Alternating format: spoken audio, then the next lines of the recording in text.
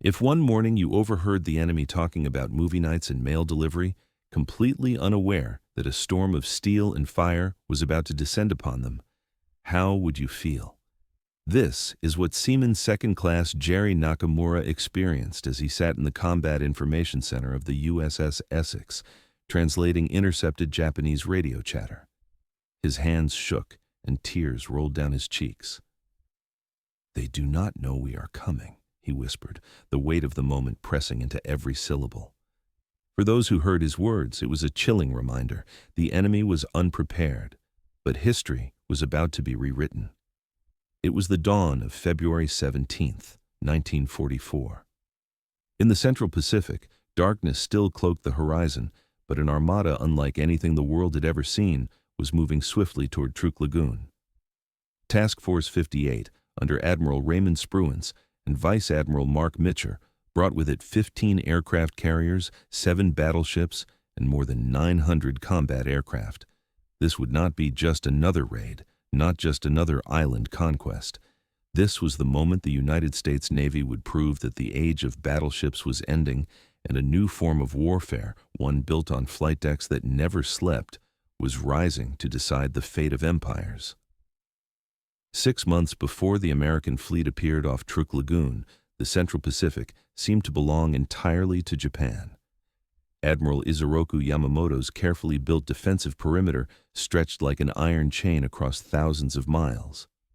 From the Aleutian Islands in the far north to the Solomons in the south, and anchored firmly by the fortress of Truk in the Caroline Islands, the Japanese believed they had forged an unbreakable shield.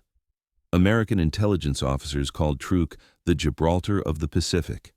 It was more than a base, it was a floating empire of anchorages, airfields, supply depots, and hidden batteries. From here, Japanese naval and air forces could lash out at any attempt to breach their line. The strategy was simple. Make every island an unsinkable aircraft carrier, bristling with coral runways and fortified gun positions. Japanese planners calculated with grim certainty. If the Americans tried to storm this chain, they would bleed themselves dry. The lesson of Tarawa loomed large. In November 1943, over 1,000 Marines were killed and more than 2,000 wounded in just 3 days of fighting on an atoll barely larger than the National Mall in Washington. If such a price was paid for one small island, what would be the cost of advancing through hundreds of such fortresses all the way to Japan? It was here that Japan made its fatal miscalculation. They underestimated the true scale of American industry, and they failed to grasp how naval aviation itself was changing. When the Essex-class aircraft carriers began to arrive in late 1943, they were more than steel hulls and long flight decks. They were factories, floating industrial complexes designed to manufacture destruction on a scale the world had never seen. Lieutenant Commander David McCampbell, Air Group Commander aboard the USS Essex, understood this truth better than most. To his squadron, he explained, "The Japanese think of carriers as battleships with wings. They strike once and then they retreat. But we are not like that. We are factories. We never stop." The numbers proved him right. Each Essex-class carrier carried close to 90 aircraft, supported by elevators that could move planes from hangar to deck in 90 seconds. Steam catapults hurled fully loaded Hellcats and Avengers into the sky every 30 seconds. Armor protection, redundant damage control systems, and rapid fueling and rearming procedures allowed the ships to sustain combat indefinitely. Even more revolutionary was their doctrine. No longer would carriers fight as lone wolves. Admiral Marc Mitscher perfected the use of task groups, 3 or 4 Essex carriers operating in a protective circle, shielded by battleships, cruisers, and destroyers. Together, they formed a machine that could launch strikes by day, by night, and in all weather, never allowing the enemy to catch its breath. This was not just an improvement in technology. It was a transformation in philosophy. The era of the decisive gun duel was over.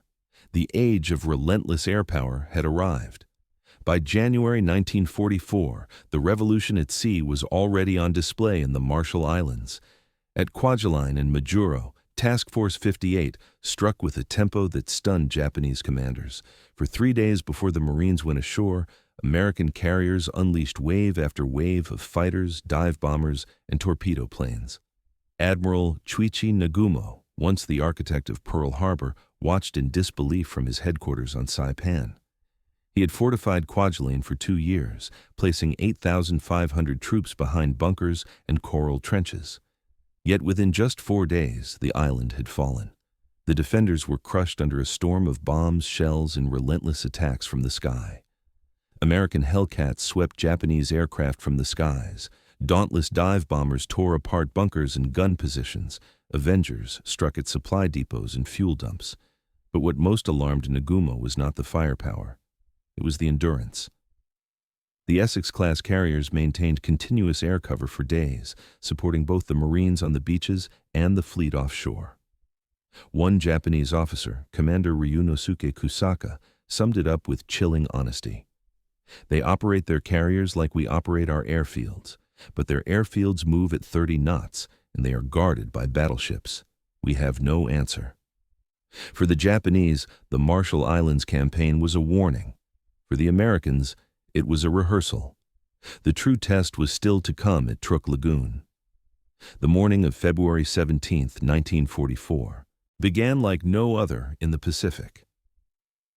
At 05:30, Japanese radar on Truk Lagoon detected unidentified aircraft, but officers dismissed it. American carriers, they believed, were still hundreds of miles away in the Marshalls. No one imagined that 9 fleet carriers, supported by battleships and cruisers, had slipped silently across the ocean under strict radio silence. At 06:15, the sky erupted. 72 F-65 Hellcats roared over Truk's airfields at treetop level. The fighters came from Essex, Enterprise, Yorktown, Intrepid, and Bunker Hill, with support from light carriers. Within minutes, Japanese Zeros scrambled in confusion.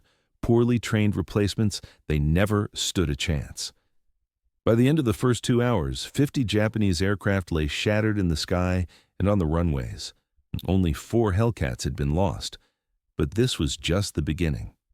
Behind the fighter sweep came the heavy punch, Dauntless dive bombers, Avenger torpedo planes, and Corsair fighter bombers. Below them lay the heart of Japan's forward empire, battleships, cruisers, destroyers, tankers, transports, and submarine tenders. Lieutenant Frank Lawler of the Enterprise aimed his Dauntless at the massive Rio de Janeiro Maru, a submarine support ship. His bomb tore through the decks and detonated in the engine room. Within minutes, the vessel was gone, dragging critical supplies to the bottom. By noon, more than 20 Japanese ships had been destroyed or crippled. Fires raged across the lagoon. Smoke darkened the tropical sky. For 2 days, the Essex-class carriers kept striking, launching over 1,200 sorties. One Japanese observer, Hiroshi Suzuki, wrote bitterly in his diary, "We launch everything once, and then we are finished. The Americans launch again and again and again. Their airfields float, and they cannot be destroyed." Truk Lagoon, once the pride of Japan's Pacific defense, had become a graveyard.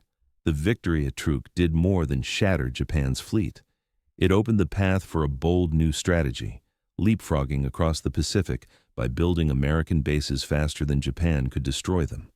This was the essence of island hopping. Nowhere was this clearer than in the work of the Navy's construction battalions, the Seabees. At Tarawa in November 1943, their task had been daunting. The atoll was nothing more than coral and wreckage after 3 days of brutal fighting. Yet within 15 hours of its capture, the Seabees had cleared the runways, laid fuel lines, and made the airfield operational for American aircraft. Chief William Big Bill Morrison remembered the lesson well. At Kwajalein in February 1944, his battalion repeated the miracle. "We went from ship to shore to operational airfield in 60 hours, he recalled. In less than 3 days, the Americans had turned a fortress built over 2 years by the Japanese into a base that could launch bombers deeper into enemy territory. Each captured atoll became a stepping stone. From Tarawa to Kwajalein, from Majuro to Eniwetok, the Pacific was transformed into a vast network of American air power. Heavy B-24 Liberators struck far beyond the horizon. Medium B-25 supported invasions just days after landings. The Seabees, working under fire, had become as vital to victory as any Marine rifleman or Navy pilot. For Japan, this was a nightmare. Their fixed fortresses were crumbling, while America's moving empire of bases and carriers kept advancing. The deeper the Americans pushed into the Pacific, the clearer the contrast became between the two great fleets. Japan still clung to the doctrine of the decisive battle. Their carriers were designed for speed and aircraft capacity, but they lacked armor and damage control systems. Their pilots were brave and often skillful, but training was shortened by fuel shortages and the desperate need to replace fallen veterans. Each engagement drained them further, for their ships could not withstand punishment, and their logistics lines, stretched thin and under attack from American submarines, were collapsing. The United States had chosen a different path. The Essex-class carriers were built not only to fight but to survive. Fires could be contained, damage repaired, and operations continued. Their logistics chain, powered by the world's largest industrial base, ensured an endless supply of planes, bombs, and fuel. Pilots were trained as professionals, drilled in teamwork and coordination, rather than relying on individual heroics. Lieutenant Commander David McCampbell put it plainly. "We do not train heroes, we train professionals. A hero might shoot down 3 enemy planes and die. A professional will down one and return to fight again tomorrow, and the next day, and the next." Saburo Sakai, one of Japan's most celebrated aces, admitted the truth from the other side. "We fought for glory, but the Americans fought like a machine. You cannot defeat a machine with courage alone." This difference, spirit against system, desperation against endurance, meant only one outcome. The Americans would grind forward, step by step, while Japan could do nothing but fall back. Behind the sweeping statistics of ships sunk and aircraft destroyed were the human stories that gave the Pacific War its soul. On the USS Essex, aviation ordnance man First Class Tommy McKenna never forgot the face of Jerry Nakamura, the young Japanese-American sailor whose tears marked the beginning of Operation Hailstone. For McKenna, it was the moment he realized that war was not only about weapons, but about people caught in forces larger than themselves. Robert Chun, a Chinese-American sailor aboard the USS Yorktown, remembered the endless hours on the flight deck. "The Japanese pilots were brave," he later said, "maybe braver than us. But bravery was not enough. They attacked once, then they were done. We never stopped. When they went home, we followed." On the other side, Saburo Sakai, Japan's most famous surviving ace, admitted his fear when facing the Hellcats over Kwajalein. "They fought as teams, not as lone men seeking glory. It was like fighting a machine, and we could not break it." Even Japanese officers, hardened by years of service, confessed their despair. Hiroshi Suzuki, who had once flown at Pearl Harbor, wrote in his diary after Truk, "Our doctrine was to strike once with all we had. The Americans struck again and again. Their carriers were floating airfields that never slept." These voices, American and Japanese alike, tell the same truth. The war was turning, and nothing could stop the momentum of the Essex-class carriers. Behind the sweeping statistics of ships sunk and aircraft destroyed were the human stories that gave the Pacific War its soul. On the USS Essex, aviation ordnanceman First Class Tommy McKenna never forgot the face of Jerry Nakamura, the young Japanese-American sailor whose tears marked the beginning of Operation Hailstone. For McKenna, it was the moment he realized that war was not only about weapons, but about people caught in forces larger than themselves. Robert Chun, a Chinese-American sailor aboard the USS Yorktown, remembered the endless hours on the flight deck. "The Japanese pilots were brave," he later said, "maybe braver than us. But bravery was not enough. They attacked once, then they were done. We never stopped. When they went home, we followed." On the other side, Saburo Sakai, Japan's most famous surviving ace, admitted his fear when facing the Hellcats over Kwajalein. "They fought as teams, not as lone men seeking glory. It was like fighting a machine, and we could not break it." Even Japanese officers, hardened by years of service, confessed their despair. Hiroshi Suzuki, who had once flown at Pearl Harbor, wrote in his diary after Truk, "Our doctrine was to strike once with all we had. The Americans struck again and again. Their carriers were floating airfields that never slept." These voices, American and Japanese alike, tell the same truth.